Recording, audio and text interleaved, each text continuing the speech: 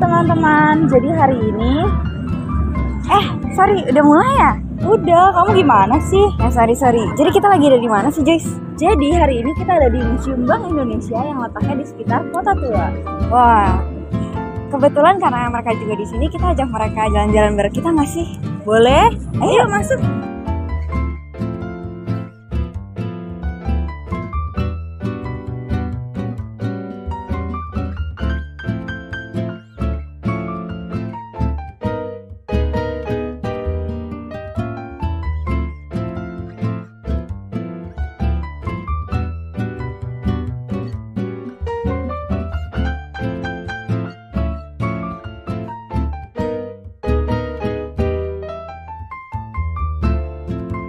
Tahu nggak sih, Museum Bank Indonesia itu dulunya Gedung Bank Indonesia Kota loh. Gedung ini peninggalan dari Deyavashe Bank. Sebelum itu, tempat ini juga pernah dibangun sebuah gereja Kristen Protestan pada tahun 1625. Terus pada tahun 1628, gerejanya dibongkar untuk tempat meriam besar ketika puluhan ribu tentara Sultan Agung dari Mataram menyerang Batavia buat pertama kalinya. Lalu pada tahun 1828 baru deh Deyavashe Bank dibangun di tempat itu. Dan pada tahun 1953 setelah Indonesia merdeka, berdirilah Bank Indonesia. Oh, terus Museum Bank Indonesia itu adanya kapan, Joyce? Museum Bank Indonesia dibuka untuk umum tanggal 15 Desember 2006 dan diresmikan oleh Presiden Susilo Bambang Yudhoyono pada tanggal 21 Juli 2009.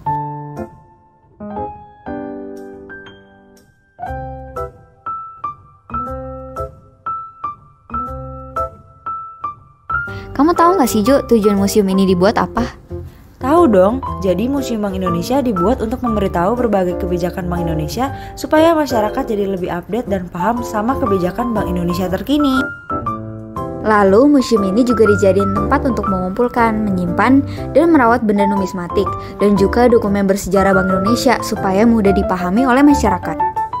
Dan juga museum ini dibuat sebagai sarana edukasi yang menghibur buat masyarakat dengan menyediakan fasilitas pengetahuan kebank sentralan berbasis teknologi terkini.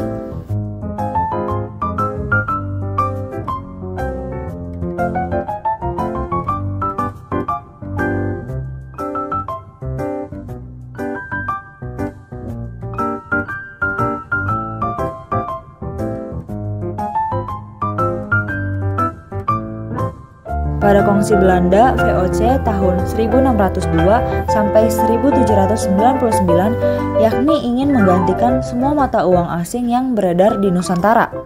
Mereka mencetak uang real Belanda untuk menggantikan real Spanyol. Uang perak Belanda yakni Rijksdaalder dijadikan alat pembayaran standar di Nusantara. Nah, pada tahun 1727, VOC mengedarkan DAT, yakni uang tembaga recehan untuk menggantikan Kesi China. Lalu pada tahun 1748, VOC memperkenalkan uang kertas dalam bentuk surat berharga atau sertifikat. VOC menambah jumlah sertifikat yang dijual dengan nilai nominal yang bervariasi mulai dari 1 sampai 1000 Rijksdaalder karena sambutan baik masyarakat. Sejak 1783, VOC mengedarkan uang kertas dengan jaminan perak 100%. Sewaktu Hindia Timur berada di tangan Inggris pada tahun 1808 sampai 1815, Raffles, yakni gubernur Inggris, berusaha memperbaiki keadaan keuangan di wilayah ini dengan menarik sekitar 8,5 juta Rijksdaalder dari peredaran dan menghidupkan kembali real Spanyol sebagai standar mata uang perak. Pada tahun 1813, real Spanyol ini digantikan dengan ropis Jawa yang terbuat dari emas, perak, tembaga yang dicetak di Surabaya. Pada masa oktroy 1-8 tahun 1925, Raja Willem I mengusulkan agar didirikan suatu bank di Jawa. Lalu lahirlah Deyavashe Bank pada 1828 dengan berlandaskan kepada suatu oktroy, yaitu wewenang khusus dari Raja Belanda. Berdasarkan oktroy tersebut, Deyavashe Bank diberi wewenang untuk mengeluarkan dan mengedarkan uang kertas bank dengan nilai 5 gulden ke atas. Karena terbatasnya percetakan, sebagian uang yang beredar di Hindia Belanda merupakan uang logam, yaitu uang logam Dutch atau mata uang recehan tembaga yang diterbitkan VOC pada tahun 1727 yang kembali diberlakukan oleh Van den Bosch. Nah, di sini ada benda-benda numismatik yang jadi alat-alat pembayaran pada zamannya nih. Pertama ada uang-uang awal kemerdekaan Republik Indonesia. Ini uang nikah. Jadi pada awal merdekanya Indonesia, kondisi moneter kita itu sangat buruk dan makin buruk waktu nikah dan sekutu menduduki kota besar Indonesia dan menguasai Bank Jepang. Mereka mengedarkan rupiah Jepang ke seluruh Indonesia guna menarik simpati masyarakat. Mereka juga gunakan rupiah Jepang untuk membiayai operasi militer mereka dan bayar gaji pegawai. Karena pada masa itu kita belum segera cetak mata uang sendiri karena beberapa hambatan, maka uang nikah diakui sebagai alat pembayaran yang sah di Indonesia. Lalu ini uang ori. Karena masyarakat semakin mendesak untuk mencetak uang sendiri, maka pemerintahan menerbitkan Uang Republik Indonesia atau ORI yang diedarkan pada Oktober 1946. Karena ada beberapa hambatan di bidang keamanan, uang ori ini tersendat-sendat pengedarannya. Tapi hal ini terbukti mampu membangkitkan rasa solidaritas dan nasionalisme rakyat Indonesia. Untuk mengatasi kekurangan uang tunai akibat terputusnya komunikasi antara pusat dan daerah agresi militer Belanda, pemerintah pusat memerintahkan pemimpin daerah untuk menerbitkan mata uang lokal yaitu ori daerah atau orida. Sejak 1947, orida ini terbit di Sumatera, Banten, Tapanuli, dan Banda Aceh.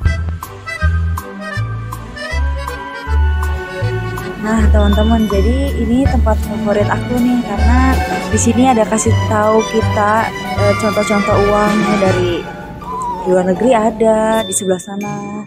Nah, terus uang-uang yang pernah ada di Indonesia tuh ada di sini semuanya.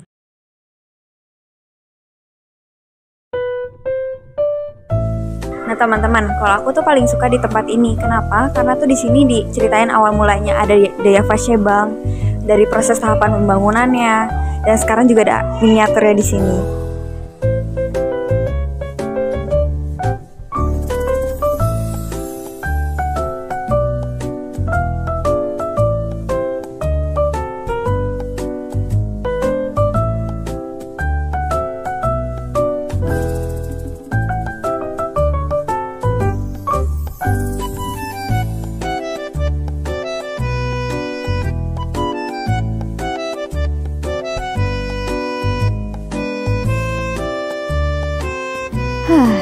Kamu udah puas belum lihat-lihat isi Museum Bank Indonesia, Jo? Aku sih udah.